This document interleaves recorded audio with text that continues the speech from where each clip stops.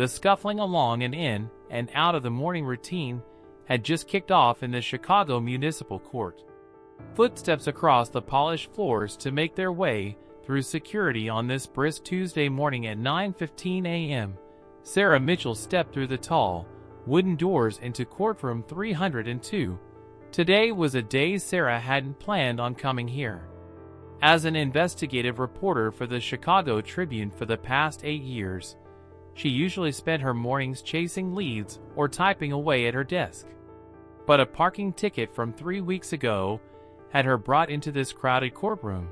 She was attired in simple blue jeans and a neat white blouse, comfortable clothes she had chosen for a day of interviews she planned after this quick court appearance. The courtroom itself was just like all the rest. Rows of wooden benches, the raised platform for the judge, the American flag standing tall in the corner. Sarah found a place to sit on one of the back benches and pulled out her phone to check her email while she waited. Around her, other people whispered nervously or flipped through papers, preparing for their moments before the judge entered the courtroom. Judge Robert Henderson entered the courtroom at precisely 9:30 a.m. All rise to be called out, and everyone stood. The judge, a tall man in his early 60s with graying hair and wire-rimmed glasses, took his seat with an air of authority. He had been presiding over traffic court for 15 years, and his reputation for being strict was well known throughout Chicago. One by one, people stepped forward as their names were called. Sarah watched carefully as the judge handled each case. She noticed how he spoke differently to oblivious to it all and treated other people differently. Some received patient explanations, while others got short, sharp responses. Her reporter's instinct was beginning to pick up on the patterns, and, although she hadn't intended to work today, Sarah Mitchell was finally called out by the clerk. She stood up and walked to the podium. Holding her citation in one hand, she had also prepared a simple explanation about the unclear parking signs that had led to her ticket.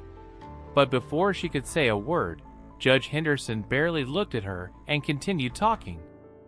"Another parking violation," he said, his voice carrying a tone that made several people in the courtroom look up. "I see this is your second ticket this year, Miss Mitchell." "Yes, Your Honor. But if I could explain," Sarah began politely. "The signs are perfectly clear." Judge Henderson cut her off, still not making eye contact, as he shuffled through his papers. "This area has been a no parking zone for 20 years. I don't understand why some people find it so difficult to follow simple rules." Sarah noticed how his tone had changed from the way he had spoken to the previous defendants. She had watched him patiently listen to a white woman explain her situation just minutes before. The contrast was striking. "Your Honor, I have photos showing the sign was partially hidden by tree branches, and that will be $300. Judge Henderson interrupted again, finally looking up at her with clear dismissal in his eyes. "Plus $50 court costs next case." Sarah stood there for a moment in stunned silence. Not by the fine itself. She could afford it, but because of the judge's behavior. In the 8 years she had spent investigating stories about corruption, discrimination, and injustice in Chicago, she had developed a keen sense for when something wasn't right. As she walked back to receipt to gather her things, she overheard 2 court officers whispering. "Henderson's in a mood today," one said. "Yeah, but did you see how he treated that lady before, the one with the exact same violation?" "Completely different story," the other replied, not realizing Sarah could hear them. Sarah pulled out her reporter's notebook. She always carried one, and began taking notes. She wrote down the judge's behavior, his words, his tone, and the reactions of others in the courtroom. What had started as a simple parking ticket was turning into something else entirely in her mind. As she left the courtroom, Sarah pulled out her phone and called her editor at the Chicago Tribune. "Mark, I may have something interesting here," she said quietly, walking down the courthouse steps. "I need access to the court's public records for the past few years, all of Judge Henderson's cases." The morning sun was bright as Sarah woke to her car. She had come to court expecting to pay a fine and leave. Instead, she had found what could be her next big story.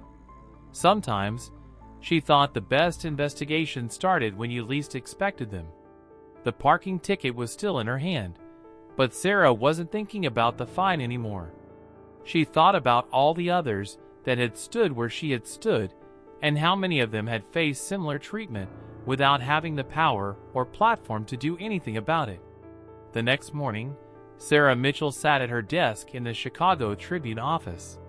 Stacks of papers surrounded her, dozens of opened all-court records of traffic court from Judge Henderson. She had been there since 6 a.m., her coffee cup already refilled 3 times. "This is interesting," she muttered to herself, making notes in her notebook. The numbers were starting to tell a story, and it wasn't a good one. According to the records, Judge Henderson's fines for minority defendants averaged 45% higher than those given to white defendants for the same violations. Mark Thompson, her editor, walked over to her desk. He was an old-school journalist with 30 years of experience and a strong sense of justice. "What have you found?" he asked, pulling up a chair. Sarah turned her computer screen toward him. "Look at these patterns," she said, pointing to her spreadsheet. "Last month alone, Judge Henderson handled 200 cases in similar parking violations. White defendants paid an average fine of $150, while black and Hispanic defendants paid around $275. Mark leaned forward, his forehead wrinkled in concern. "Do you have more evidence?" Sarah nodded and pulled out her phone. "I recorded yesterday's entire. It is a session. It is legal in public courtrooms. So listen to how he speaks to different defendants." She played several clips showing the jarring difference in Judge Henderson's tone and level of patience. "There's more," Sarah added as she continued spreading out more papers. "I talked to Linda from the courthouse archives, and she helped me find cases going back 5 years. The pattern's nothing new, Mark. This has been going on for years, but nobody caught the pattern because the differences in individual cases appeared small." Just then, Sarah's phone buzzed. It was a text from a court clerk who had seen her in the courtroom yesterday.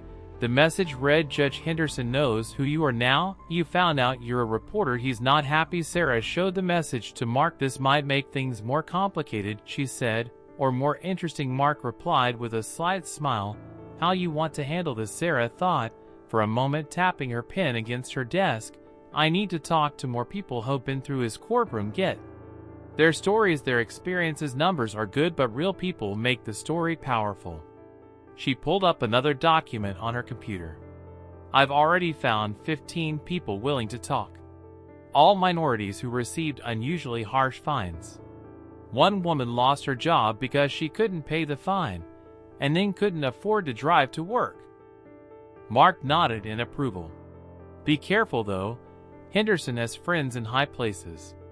I've heard he plays golf with the police chief every weekend."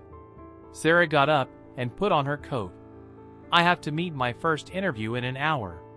A teacher who got fined $500 for a broken tile. The same day, a white businessman paid $100 for the same violation. As she packed her bag, Sarah's phone buzzed again. This time, it was an email from Judge Henderson's office requesting a meeting to discuss yesterday's misunderstanding. She showed it to Mark. "He's trying to control the damage," Mark said. "What are you going to do?" "You'll meet him," Sarah replied. "But not yet. First, I need more evidence, more stories. He needs to know this isn't about my personal experience. It's about justice." Before leaving, Sarah made copies of all her documents. Here's second rule of investigative reporting: always have backups. She put one set in the office safe, the other in her shoulder bag as she walked to her car. Sarah thought of all those people who'd stood in that courtroom, powerless against injustice. Her simple parking ticket had unlocked the door to something much, much greater. A tale about power and prejudice and justice. Changed. Her phone buzzed again. Yet another message from the court clerk. "Judge Henderson is making calls. Be careful." Sarah smiled. Slightly, she had dealt with powerful people trying to stop her stories before. It only made her more determined to find out the truth. She got into her car and searched her notes for the address of her first interview. The teacher, Mrs. Rodriguez, sat and wait to tell her story, while Sarah was ready to listen and put it down on paper, exposing the truth however powerful the people she investigated might be. Mrs. Rodriguez's small apartment was neat, inviting. She sat opposite Sarah at her kitchen table, hands wrapped around a cup of tea. Her eyes exhausted but resolute as she told her story. "I paid $500 for a broken tie," Mrs. Rodriguez explained, showing Sarah her court papers. "I'm a single mother teaching at Lincoln Elementary. That fine meant no new school supplies for my classroom." That month Sarah recorded the conversation and took careful notes. "And you saw someone else get a different fine that day?" she asked. "Yes," Mrs. Rodriguez nodded firmly. "A man in an expensive suit, same violation. Judge Henderson was so polite to him, called him sir and everything. The fine was only $100. As Sarah wrote this down, her cell phone beeped again. It was another text from the court clerk. "Judge Henderson just canceled all his cases for next week. He is meeting with lawyers." Sarah thanked Mrs. Rodriguez and left with copies of all her documents. This was her third interview today, and all the stories followed the same pattern. Outside, she checked her watch. 4:30 p.m. She had another interview in 20 minutes. Sarah parked outside of a small barber shop owned by a black businessman, Mr. James, who had appeared in Judge Henderson's court last month. On the door was the claw sign that Mr. James was waiting inside. "I kept all the paperwork," Mr. James told her, pulling out a folder. "Been running this shop for 15 years. Never had any trouble until I got that parking ticket. Judge Henderson treated me like I was stupid. Wouldn't even let me explain that the parking mirror was broken." Sarah looked through his documents. $400 fine for an expired meter. She read aloud. "That seems unusually high. The white lady right before me." Mr. James shook his head. "Exact same thing, broken meter. And all she paid $125. Just then Sarah's phone rang. It was Marker editor. "Sarah, you need to see this," he said quickly. "Someone just sent us security camera footage from the courthouse parking lot. Shows Judge Henderson's car in a no parking zone yesterday. No ticket." Sarah's eyes widened. "Can we verify it's real?" "Already did. And there's more. Gotten anonymous email with photos of Henderson and at private dinners with real estate developers right before their parking violation cases always ruled in their favor." Sarah thanked Mr. James and scurried back to the Tribune office. The sun was low. Long shadows wove between the cars in the parking lot. A black SUV with tinted windows was parked close by, but she tried not to look nervous. Inside the office, Mark pulled up the footage and photos. "This is bigger than traffic court," he said, gravely serious. "These developers, they're connected to some powerful people in the city." Sarah nodded, fanning out her notes from today's interviews. "Just consider these patterns," she said. "It's not just race. Henderson's been using traffic court to help his friends and punish people he looks down on." Suddenly Sarah's computer dinged with a new email. It was from Judge Henderson's private email address, not his official one. The subject line read, "Meeting request urgent." "Dear M. Mitchell," the email began. "I think there has been a misunderstanding. I'd like to meet privately to discuss your recent court appearance and clear things up, perhaps over dinner. My treat." Sarah showed the email to Mark. "He's trying to buy me off," she said quietly. "What are you going to do?" Mark asked, though he already knew the answer. Sarah started typing her reply. "Dear Judge Henderson, thank you for your invitation. I would be happy to meet with you in my office at the Chicago Tribune with my editor present. We have some questions about your sentencing patterns that we'd like to discuss." She hit send and looked at Mark. "We need to go through every case he's handled in the last 5 years, every single one." And into the night, the evidence continued to arrive. Other reporters at the Tribune began to pitch in, analyzing data and documents. The story was bigger than anyone had foreseen. Sarah's phone buzzed one final time that night. Another text from the court clerk. "Be careful. Henderson just left an angry message for the chief judge. Said he won't let some reporter ruin his reputation." Sarah smiled greedily. Too late for that. She muttered and went back to work. The truth was coming out, one document at a time. The next morning, Sarah walked into her office to find an unexpected visitor waiting in the lobby. A well-dressed man in an expensive suit introduced himself as David Cooper, Judge Henderson's personal lawyer. "Miss Mitchell," he said smoothly, "I think we should talk about these allegations you're investigating." He held out a business card with gold lettering. Sarah took the card but kept her face neutral. "Any statements from Judge Henderson should be made officially through the Tribune's legal department," she replied. Calmly, just as Mark appeared behind her. "Is there a problem here?" Mark asked, stepping forward. The lawyer smiled, but his eyes were cold. "No problem at all, just delivering a friendly message. Judge Henderson is a respected member of the legal community. It would be unfortunate if false accusations were made public." After the lawyer left, Sarah and Mark went straight to their innocent investigation room.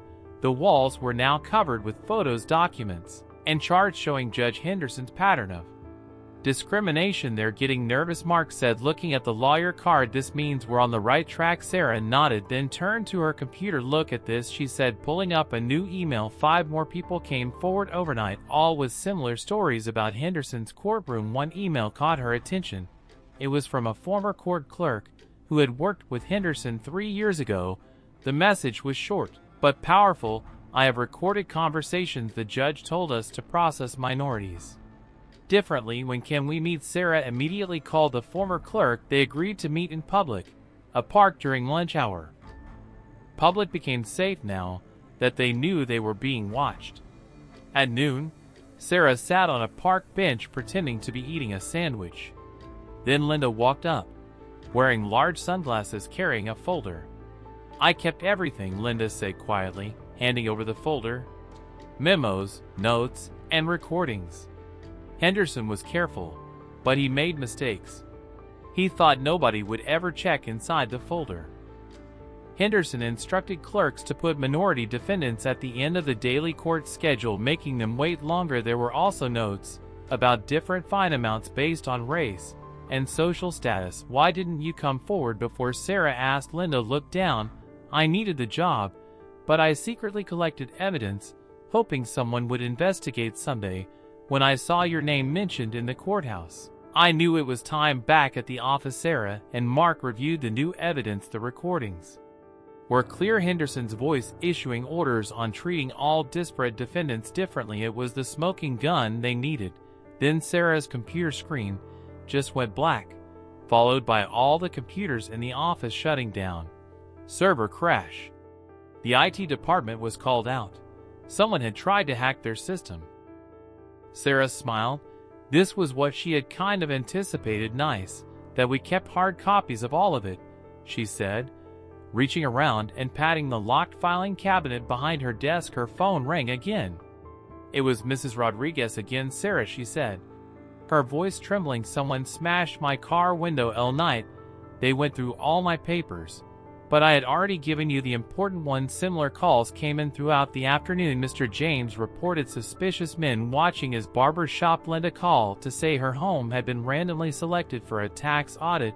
"They trying to scare our sources," Mark said, looking worried. Sarah stood up, determination in her eyes. "Then we need to move faster. Call the legal team. It's time to prepare the story for publication." As they worked, more evidence kept arriving. Other judges started. Meanwhile, police officers were sending tips anonymously about Henderson's behavior in private meetings, where they were forced to target neighborhoods for traffic stops at 6 p.m. Then another message from Judge Henderson's office came through Sarah's phone. This one was a little different. "We're prepared to offer you a settlement. Name your price." Sarah passed the phone to Mark. They both knew what it meant. An attempt to buy her silence. "Write it," Mark said tightly. "Write the story that needs to be told." Sarah nodded, typing out the first line. On her screen blinked. "In the halls of Chicago's traffic court, justice is not colorblind." Outside her window, across the street, the same black SUV was still parked, but Sarah was no longer afraid. Truth was her protection, and now she had more than enough of it. It was an unusually quiet early Wednesday morning at the Chicago Tribune office. At her desk, Sarah was reviewing for what felt like the umpteenth time the final draft of her story. After 3 weeks of investigation, the truth about Judge Henderson was ready to be shown. "Are you ready?" Mark asked, standing beside her desk with a cup of coffee. "Once we publish this, there's no going back." Sarah nodded, looking at the headline on her screen: "Justice for Sale, Discrimination and Corruption in Chicago Traffic Court." Below it were 5,000 words of carefully checked facts supported by documents, recordings, and testimonies. Just then Sarah's phone rang. It was an unknown number. "Miss Mitchell," a deep voice said, "this is Chief Judge Wilson. Before you publish anything, I think we should meet. Judge Henderson has agreed this will reduce your fine to 0. Sarah put the phone on speaker so Mark could hear. "Chief Judge Wilson, this story isn't about your fine anymore. It's about hundreds of people who were treated unfairly in our courts," the Chief Judge said, his voice getting harder. "This story could damage the public's trust in our entire legal system." "Maybe the trust needs to be damaged," Sarah said firmly. "Maybe it needs to be rebuilt on truth and fairness." After hanging up, Sarah looked at Mark. "They're scared." "They should be," Mark said. "Let's go over the evidence one last time. We have evidence that Henderson took bribes from those real estate developers. The recordings from Linda show him ordering different treatment based on race, and the statistical analysis proves the pattern." Sarah's computer dinged with a new email. It was from Judge Henderson himself. The subject line said, "My side of the story." In this email, Henderson tried to explain it all away. He said the different fines were based upon people's ability to pay. He said that the meetings with the developers were just friendly lunches. He even suggested that Sarah was targeting him because of her own parking ticket. "Should we include his response?" Sarah asked Mark. "Yes." Mark decided. "Let readers see how he tries to justify it. It makes our evidence even stronger." At 10 a.m. this time, however, the visitors at the Tribune office were from a different breed of people: the State Judicial Ethics Committee. They had heard whispers about this story and wanted to see the proof of evidence for it. Sarah showed them everything: the statistics, the recordings, the patterns of indiscrimination. She played them Linda's recordings of Henderson giving different instructions for different defendants. "This is very serious," one committee member said, taking notes. "We'll need all copies of this evidence." "They're already safely stored in multiple locations," Sarah replied. She had learned from experience to protect her sources and evidence. Just before noon, Judge Henderson made one last attempt. His lawyer arrived with a written statement and a check. The judge admits he may have shown poor judgment in some cases. The lawyer suave, he wishes to make a generous donation to any charity of M. Mitchell's choosing. Sarah didn't even turn her head to look at the check. "The story runs in 1 hour," she said succinctly. At precisely 1 p.m., Sarah clicked publish. Within moments, the story was live on the Chicago Tribune website. Within a moment, her phone began ringing. Other newspapers, TV stations, radio shows. It was proof absolute, irrefutable. Over 1,000 cases of racial discrimination and fines, with audio recordings, even, of Henderson ordering staff to treat minorities differently. Financial records demonstrating the connections between Henderson and the developers. Testimony from dozens of victims of his discriminatory practices. Statistical evidence showing minorities paid on average 45% more in fines by 2 p.m. The story went viral. People on social media shared their own experiences in Henderson's courtroom. Other news outlets were picking up the story, crediting the Tribune's investigation. It all unfolded before Sarah's eyes, thinking of all of those people who have trusted her with their stories. Mrs. Rodriguez, Mr. James, Linda, and many others. It took guts to expose the truth. Her phone buzzed one last time that afternoon. It was a text from that court clerk who had given her the first warning. Judge Henderson just walked out of the courthouse.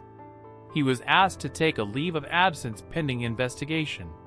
"You did it," Sarah smiled wryly, knowing this wasn't the end. It was only the beginning of something much bigger, a conversation about justice and fair play in their city. The truth was finally out, and now it was time to bring about change. The day after the story published, Sarah walked into an office buzzing with activity. The Chicago Tribune. TV news vans lined the street outside, and her email inbox was flooded with more than 1,000 new messages. "You've got to see this." Mark called her over to the break room, where the morning news was playing on the TV. Judge Henderson was holding a press conference on the courthouse steps. "These allegations are completely false," Henderson was saying, his face red with anger. "This reporter has a personal vendetta because of a simple traffic fine. I have served this community for 20 years with honor." Sarah listened quietly, making notes. Just then, her phone rang. It was Linda Martinez, the former court clerk. "They're trying to say I made up those recordings," Linda said, sounding worried. "Two men came to my house last night, saying they were from the judge's office.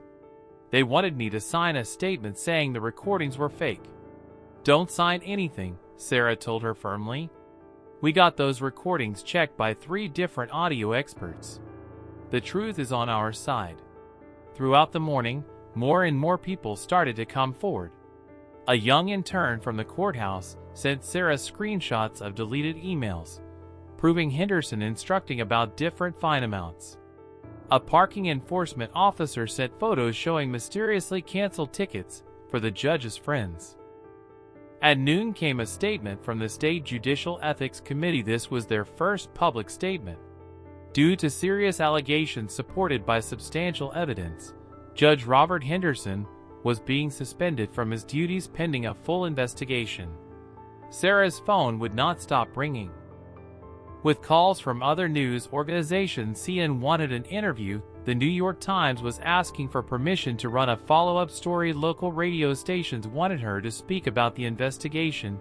"You should do some interviews," Mark suggested. "People need to hear from the person who uncovered this." But Sarah shook her head. "The story isn't about me," she said. "It's about the people Henderson hurt. Let's have them tell their story." She arranged for Mrs. Rodriguez, Mr. James, and other victims of Henderson's discrimination to speak to with the media. Instead, their stories were powerful and real, showing the human cost of judicial bias. By late afternoon, more developments were happening quickly. The FBI announced they were opening an investigation into Henderson's connections with real estate developers. 3 other judges who had worked closely with Henderson suddenly announced their early retirement. Civil rights organizations filed a class action lawsuit on behalf of minorities who have been unfairly fined. The city council called for a review of all on Monday afternoon at 4:00 p.m. The traffic court procedures at an elderly black woman entered the office of Sarah. She introduced herself as Mrs. Parker. "I've been keeping these for 30 years, Mrs. Parker said, putting a shoebox onto Sarah's desk. Inside, hundreds of traffic court receipts from the 1990s all exhibited the same pattern of discrimination. "My husband would say, 'Something ain't right,'" Mrs. Parker continued, "but nobody'd listen back then."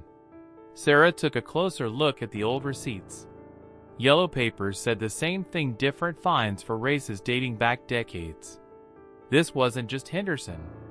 Sarah realized this was an entire system that needed to come to light. By evening, protests had formed outside the courthouse. People carried signs reading "Justice should be colorblind" and "Equal fines for equal violations." The crowd ranged from all walks of life. United they were in their demand for change. Sarah watched the protests from her office window. Her phone buzzed with a text from the court clerk who had first helped her. "Other clerks are coming forward now. Some judges are nervous. This is larger than anyone had thought." Mark walked over with 2 cups of coffee. "The FBI wants all our evidence," he said. "And the state Supreme Court just announced they're launching a wider investigation into racial bias in all traffic courts." Sarah nodded, reflecting on how a simple parking ticket had led to all this. She opened her laptop and began typing again. There was more to this story, and she was going to follow it wherever it led. Sometimes, she thought, justice needs a little push to move forward. Her original story had been just a week after Sarah's story broke, beginning the real work of changing the system. The changes in Chicago's legal system were going through faster than anyone could have predicted. She sat in a meeting room at the FBI's Chicago office surrounded by boxes of evidence and 3 seriously looking federal agents. "Miss Mitchell," the league agent said, "your investigation opened a door we've been trying to crack for years." Judge Henderson was just the tip of an iceberg. Sarah looked at the documents spread across the table.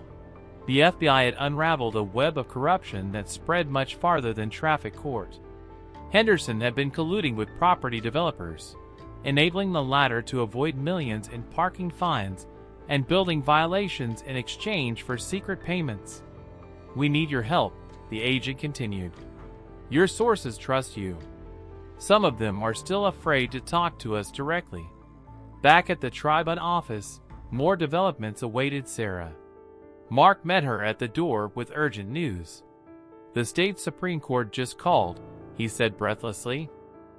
"They're setting up a special commission to investigate racial bias in all Illinois courts. They want you to testify next month." Sarah nodded, then turned to her computer where new emails were pouring in. Linda Martinez had sent her more recordings, this time of private meetings between Henderson and other judges, where they discussed their fine adjustment system. Mrs. Rodriguez called with news from her school. The parents started a legal fund, she explained. They're helping everyone who was unfairly fined to file for refunds. Even the school board is supporting us. Mr. James, the barber shop owner, reported that business was better than ever. "People come in just to talk about the story," he said. "Everyone has their own Henderson story to share.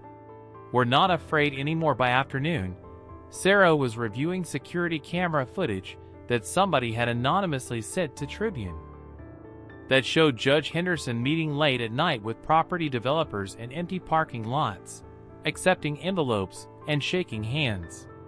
"Look at this," she called to Mark. That footage showed dates and times that perfectly matched the cases in which wealthy developers had their violations mysteriously sacked. Suddenly Sarah's phone rang. It was an unlisted number. "M. Mitchell," a trembling voice said. "I'm Judge Henderson's ex-secretary. There's something you need to see. Can we meet?" SEA met the secretary, Mary Wilson, in a quiet cafe. Mary's hands shook as she thrust a USB drive across the table. "I kept backups of everything," Mary whispered. "Emails, calendar entries, private notes." He never thought his secretary would turn against him. The drive held years of records showing how Henderson had built his discriminatory system. There were spreadsheets detailing fine amounts by race, notes regarding which developers required special treatment, and lists of judges who were in on the scheme. When Sarah returned to the office, protesters were still out front of the courthouse, but this time they were celebrating. The chief judge had just announced a complete overhaul of the traffic court system.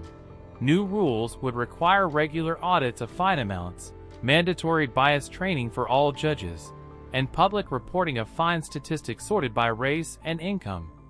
"Your story did this," Mark said proudly, showing her the announcement. But Sarah was already focused on the next phase. The evidence from Mary combined with the FBI's investigation pointed to corruption. Beyond Chicago, other cities were showing similar patterns. "This isn't just about traffic court anymore," she told Mark. "It is about how justice works or does not work for different people around the country."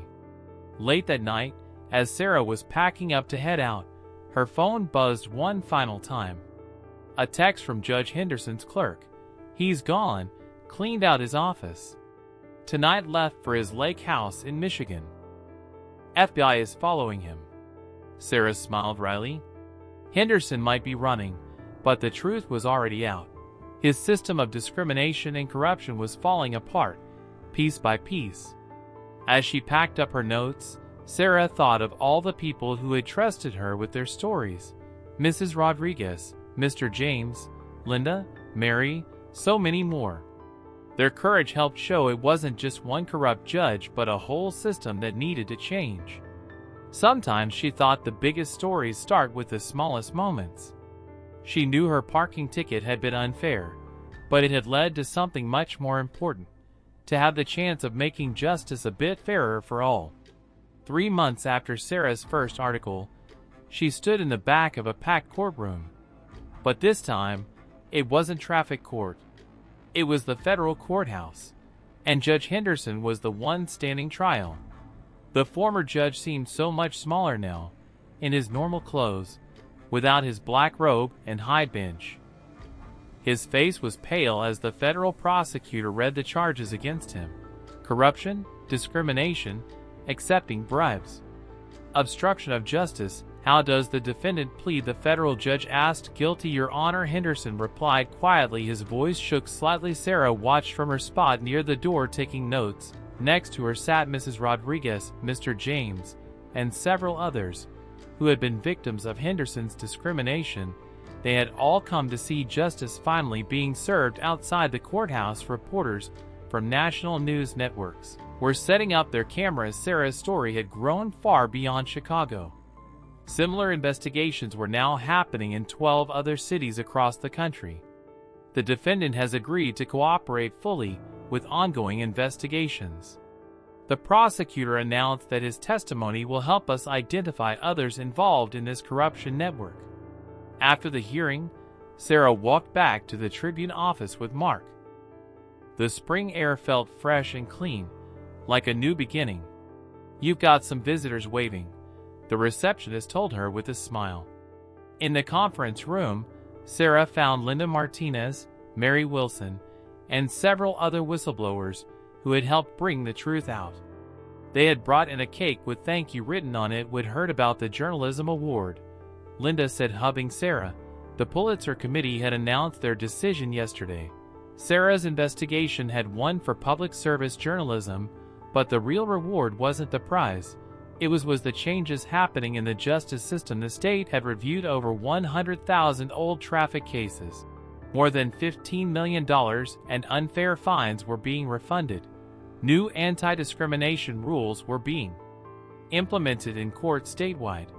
5 other corrupt judges had resigned or been removed. The FBI's investigation had expanded to other states. Sarah's phone buzzed. An email from Mrs. Parker, the elderly lady with 30 years of receipts. She started a community group where she was helping others appeal their old traffic fines. "Your story gave people hope," Mrs. Parker wrote. "Now they know that someone will listen if they speak up." Later that afternoon, Sarah visited Mr. James' barber shop. The place was busy, and there on the wall hung a framed copy of her first article.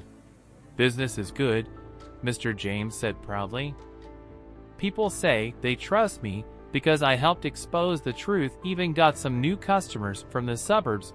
As Sarah walked back to her car, she passed the courthouse, where it had all started. The protesters were gone, now replaced by new signs announcing reforms, equal justice under law, and new traffic court guidelines in effect. Her phone rang. It was the state Supreme Court Chief Justice, Miss Mitchell. He said, "The Judicial Reform Committee has finished its work. Would you be willing to write about the changes we're implementing?" The public trust still reporting. Back at her desk, Sarah looked at the small frame Mark had given her. Inside was her original parking ticket, the one that had started it all. Next to it was a quote she had written: "Sometimes the biggest changes start with the smallest injustices." "Ready for your next story?" Mark asked, dropping a new file on her desk. "We got tips about similar problems in the housing court." Sarah smiled and opened her laptop. One story had ended, but the work of protecting justice was never really finished. That evening, as she prepared to leave, Sarah received one final text from the court clerk who had first helped her. "Just heard Henderson is going to serve 5 years. The other judges are pleading guilty too." "You really did it." Sarah looked out her office window at the city lights. Chicago wasn't perfect, but it was a little more just today than it had been 3 months ago. All because one reporter had gotten an unfair parking ticket and decided to ask questions. Sometimes she thought that's all it takes: one person willing to stand up and expose the truth. The rest, as her what history the story had shown.